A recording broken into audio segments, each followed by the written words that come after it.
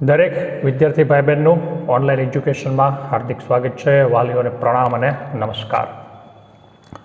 ધોરણ 11 કોમર્સ વાણિજ્ય વ્યવસ્થા અને સંચાલન બીજો પાઠ આપણે ધંધાકીય સેવાઓ ભાગ 1 પૂરો કર્યો હતો, જેમાં જુદા જુદા પ્રકારની 4 સેવાઓનો આપણે અભ્યાસ કરી ગયા છીએ.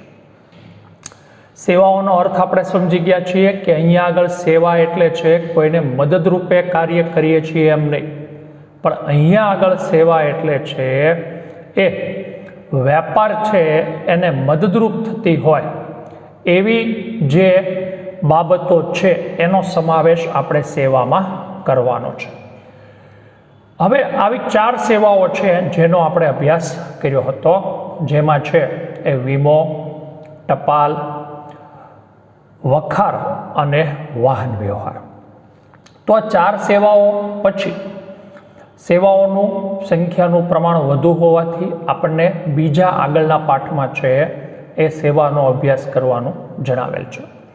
તો આજે આપણે ત્રીજો પાઠ શરૂ કરીએ છીએ, ધંધાકીય સેવાઓ ભાગ 2. આ પાઠમાં આપણે બેંકની સેવા છે એના વિશે વાત કરવાની છે, સમજૂતી મેળવવાની છે.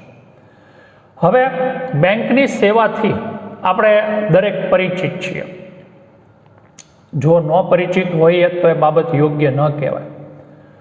સામાન્ય રીતે વર્તમાન સમયમાં બેંક વગર છે એના જીવન છે વિશેની કલ્પના થઈ શકતી નથી.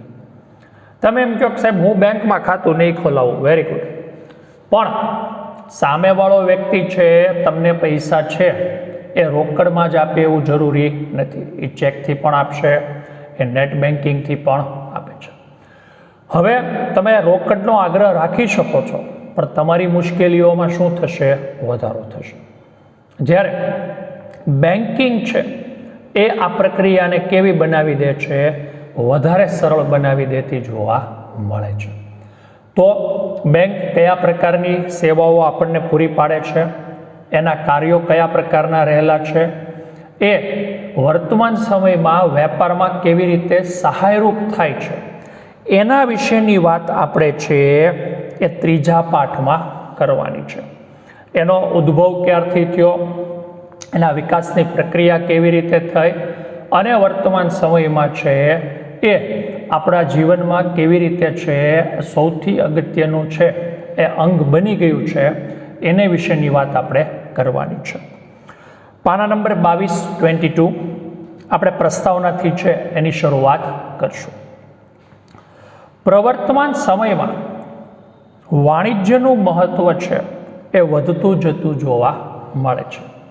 જો વેપાર એટલે છે એ ખરીદ વેચાણ, પણ વાણિજ્ય છે એનો અર્થ થશે છે વેપારને સહાયક સેવાઓ. આપણે પહેલા પાઠમાં આ માહિતી મેળવીને આવેલા છે, પણ એમ છતાં હું તમને એ વસ્તુ યાદ અપાવી દઉં છું. વાણિજ્યમાં વેપારની પ્રવૃત્તિ ઉપરાંત તેને સહાયક સેવાઓનો અને આ સેવાઓમાં બેન્કિંગ સેવાનો સમાવેશ થાય છે. તો ઘણી બધી સહાયક સેવાઓ છે, જેમાંની 4 સહાયક સેવાઓનો આપણે આગળ અભ્યાસ કરીને આવ્યા છીએ. પરંતુ બેન્કિંગ સેવા ઉપરાંત આ ઉદ્યોગ, ખેતી અને એની જેવા બીજા ક્ષેત્રોને છે એ મદદરૂપ થતા છે એ બેન્કિંગ સેવા જોવા મળે છે. બેન્કિંગની સેવા આપનારી સંસ્થા બેંકથી ઓળખવામાં આવે છે. આપણે પહેલું વાક્ય અંડરલાઈન કરશું. બેન્કિંગની સેવા આપનાર સંસ્થા બેંક તરીકે ઓળખવામાં આવે છે. વિશ્વની સૌપ્રથમ બેંક ઈસવીસન 1407માં જીનીવા ખાતે છે એ શરૂ થઈ હતી. આપણો બીજો પ્રશ્ન, આજથી લગભગ છે 600 વર્ષ પહેલા એ બેંકની શરૂઆત થઈ હતી. ઘણા લોકો હજુ પણ એવું કહે છે કે બેંક છે એ વિશ્વાસુ નથી, તો આ વસ્તુ અયોગ્ય છે. જ્યારે આપણે છે એ 600 વર્ષ પહેલા જે લોકોએ છે આમાં વિશ્વાસ મૂક્યો છે તો સ્વાભાવિક રીતે છે એ આ વસ્તુ સારી છે, વિશ્વાસપાત્ર છે. હા, એવું બની શકે કે દરેક બેંક વિશ્વાસપાત્ર ન પણ હોય. આપણે કોઈ એક બેંકનું નામ નથી લેતા, પણ કોઈકની છે શાખ અને પ્રતિષ્ઠા ઓછી હોય તો તમે સરકારી બેંક છે એમાં વિશ્વાસ રાખો. પરંતુ બેન્કિંગથી જ આપણું જીવન, આપણા વ્યવહારો એ કેવા બની જતા હોય છે? સરળ બની જતા જોવા મળતા હોય છે. ઇટાલિયન શબ્દ બેન્કો, BANCO, બેન્ચ. હવે એમાં ઉચ્ચારમાં એણે આપેલી છે માહિતી પરથી. બેંક શાખા છે એની ઉત્પત્તિ થઈ હોય કે શબ્દની ઉત્પત્તિ થઈ હોય એવું માનવામાં આવી રહ્યું છે. બેંકની પ્રવૃત્તિઓ પુરાવાઓના પ્રાચીન સમય છે ત્યાંથી પણ જોવા મળે છે. તો માત્ર અત્યારના જ નહીં, પણ કીધું એમ 600 વર્ષ પહેલાંથી છે આ પ્રવૃત્તિ થતી હોય કે એનાથી પણ અગાઉના વર્ષોમાં પ્રવૃત્તિ થતી હોય એવી બાબતો પણ જોવા મળે છે. આ શબ્દનો ઉદ્ભવ રોમન સામ્રાજ્યમાં પણ છે એ થતો જોવા મળતો હતો, જ્યાં નાણાં ધીરનાર વ્યક્તિ માસેલોના નામે છે ઓળખવામાં આવતા હતા. આપણે વાક્ય અંડરલાઈન પાછું કરશું. રોમન સામ્રાજ્યમાં પણ આ વસ્તુ જોવા મળતી હતી અને એમાં જે છે આવા ઉછીના નાણાં આપનાર વ્યક્તિઓ હતા એ માસેલો તરીકે ઓળખવામાં આવતા હતા. બંધવાડાની વચ્ચોવચ્ચ એક બેન્ચ છે એ લાંબી રાખી અને એના ઉપર આ પ્રક્રિયા છે એ કરવામાં આવતી હતી અને એના ઉપરથી છે આ શબ્દ ઉતરી આવેલો હોય એવું માનવામાં આવે છે. તો એક બેચ હોય, આપણે જે પાટલી જેને કહીએ છીએ, જે આપણે ક્લાસરૂમમાં વર્ગખંડમાં બેઠતા હોઈએ છીએ તેવી. તો ત્યાં આગળ છે એ આવી રીતે નાણાંની લેતી દેતી થતી હતી અને એના ઉપરથી છે આ શબ્દ બેંક ઉતરી આવ્યો હોય એવી એક ધારણા છે, એવી એક માન્યતા છે. તો આપણા પ્રશ્નોમાં બેંક શબ્દ, જીનીવા ખાતેથી માસેલોના નામે, આ 3 પ્રશ્નો છે આ પેરેગ્રાફમાં આપણા માટે કેવા હતા?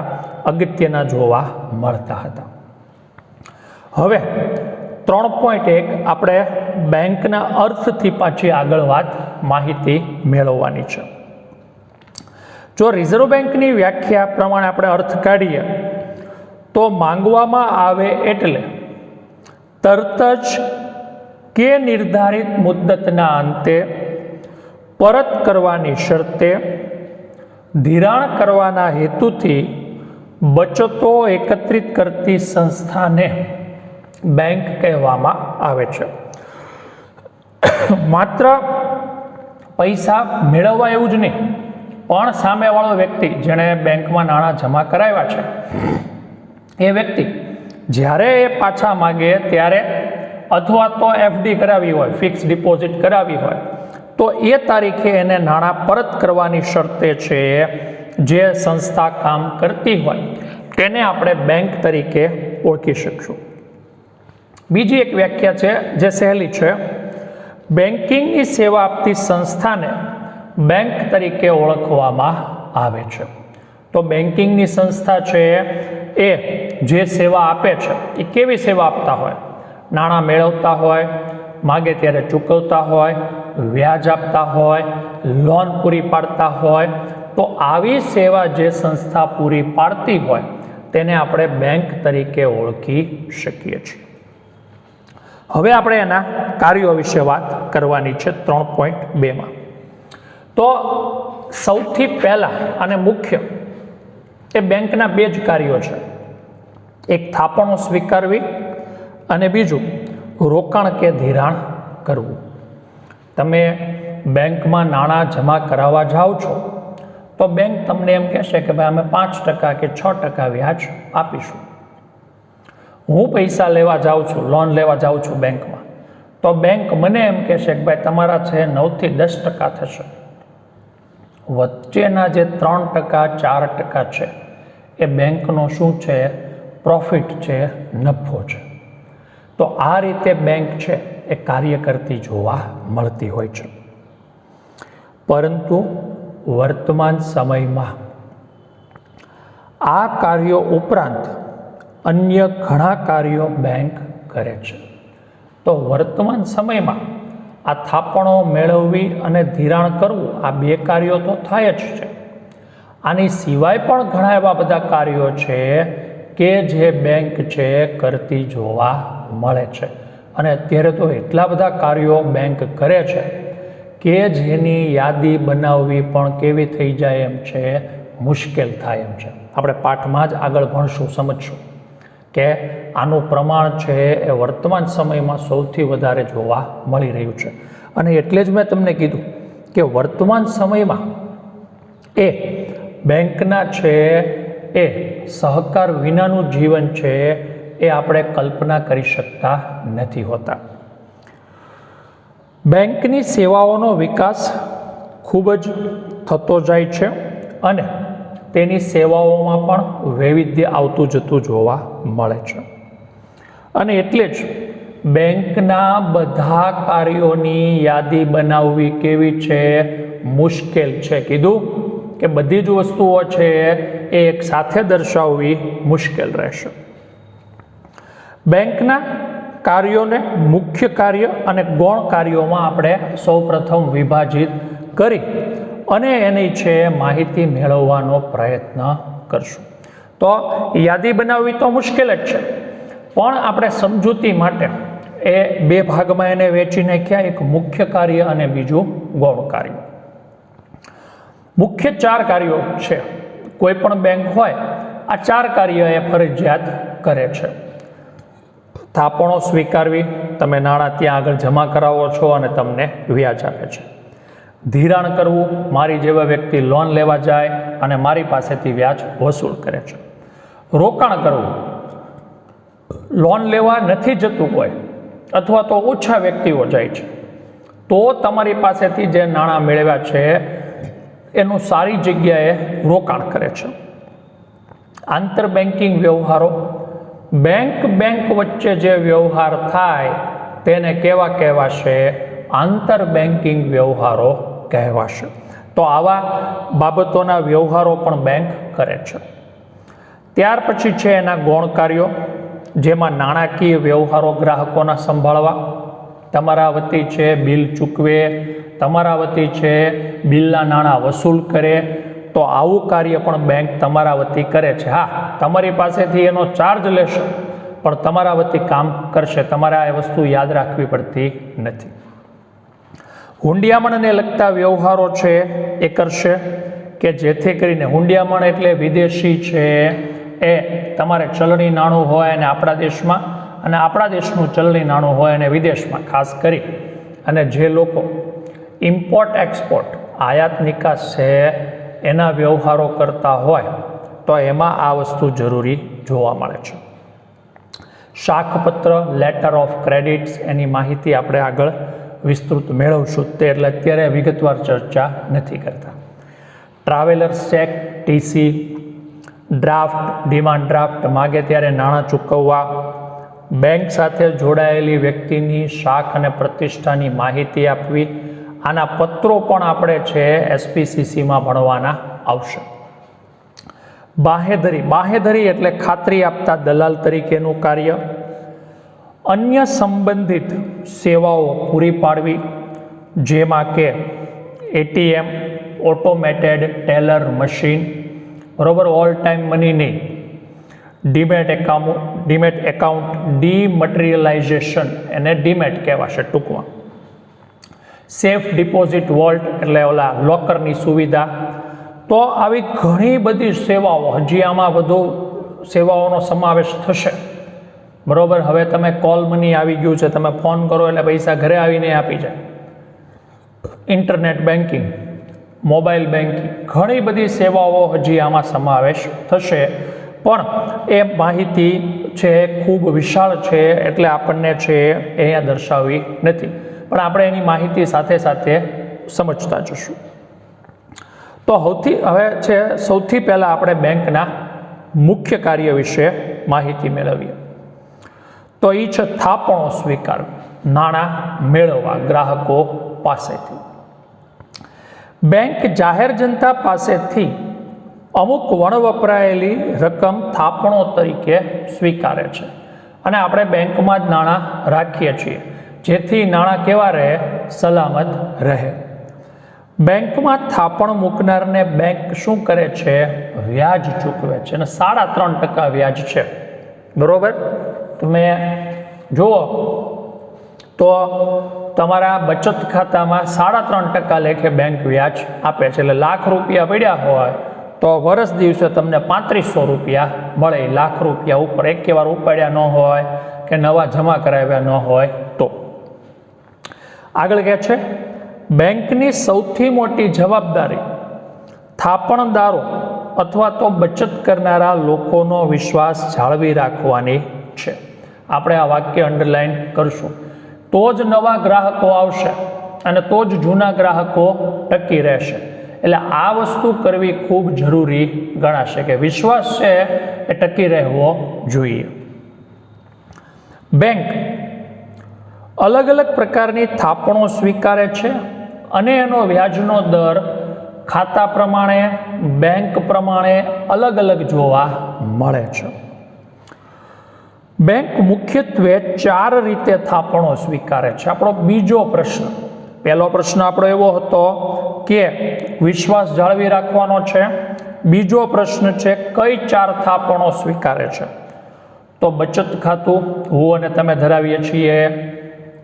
ચાલુ ખાતું, ચાલુ ખાતા ઉપર છે એ કેટલું વ્યાજ ચૂકવે છે બેંક?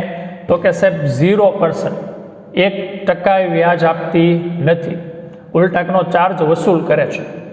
હવે ચાલુ ખાતું હું અને તમે ન ખોલાવી શકીએ. ચાલુ ખાતું કોણ ખોલાવી શકે છે? તો ચાલુ ખાતું છે એ જે વેપારીઓ છે એ ખોલાવી શકતા જોવા મળે છે. એને રોજમાં 10 વાર પૈસા ઉપાડવાના હોય, 50 વાર પૈસા મૂકવાના હોય, 50 વાર ઉપાડવાના હોય, 5 વાર મૂકવાના હોય. આવું ઘણી બધી વાર થતું હોય છે. એટલે બેંક એને વ્યાજ આપતી નથી. રિકરિંગ આરડી આગળ આપણે બીજા પાઠમાં ભણીને આવેલા.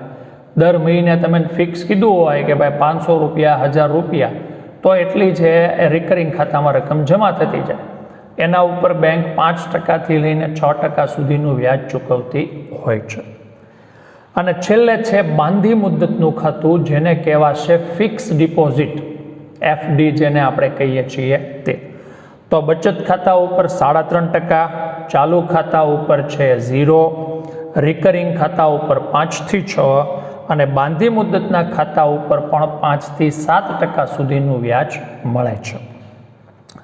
બીજું કાર્ય છે એ છે ધિરાણ કરવું. હવે તમે જે પૈસા મૂકી આવ્યા છે બેંકમાં રાખે તો એને શું ફાયદો? પણ એ બીજાને આપશે અને બીજા પાસેથી વધારે વ્યાજ વસૂલ કરશે. બેંક વિવિધ પ્રકારના ખાતાઓ દ્વારા થાપણો સ્વીકારે છે. આમ થાપણો દ્વારા બેંકે મેળવેલ નાણાંનું અન્યત્ર ધિરાણ કરે છે. બેંક થાપણો સ્વીકારીને બચતકારને વ્યાજ આપે છે.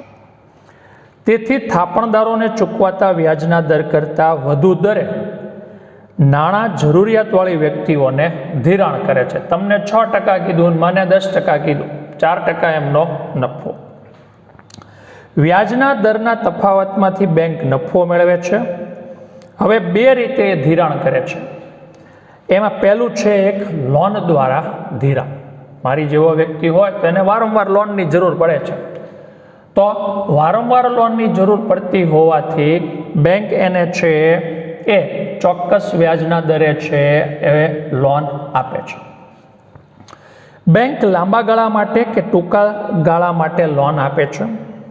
કેટલાક પ્રકારની લોન પર તારણ જરૂરી છે. તારણ એટલે એના ઉપર છે મિલકત ગીરવે મૂકવી પડે છે, જામીન આપવા પડે છે. કા 2 વ્યક્તિ આપવાના કે ભાઈ હું લોન નહીં ભરું તો આ 2 ભરશે, અથવા તો તમારું ઘર ગીરવે મૂકવાનું કે જેથી કરીને છે મુશ્કેલી ન નડે. જ્યારે કેટલાક પ્રકારની લોનમાં તારણ જરૂરી નથી. આવી લોન વેપારીઓ અને વ્યક્તિગત કે ઉદ્યોગપતિઓને આપવામાં આવે છે, જેની સામે તેટલી જ રકમની જામીનગીરી બેંક લેતી હોય છે.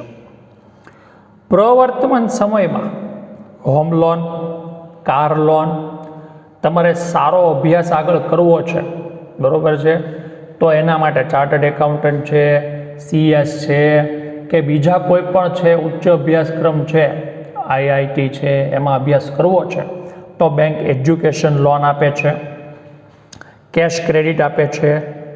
મશીનો સારા લેવા છે, યંત્રો સારા, તો એના માટે ગોલ્ડ લોન, પર્સનલ લોન, તમે સોનું ગીરવે મૂકીને એના ઉપર લોન લઈ શકો છો.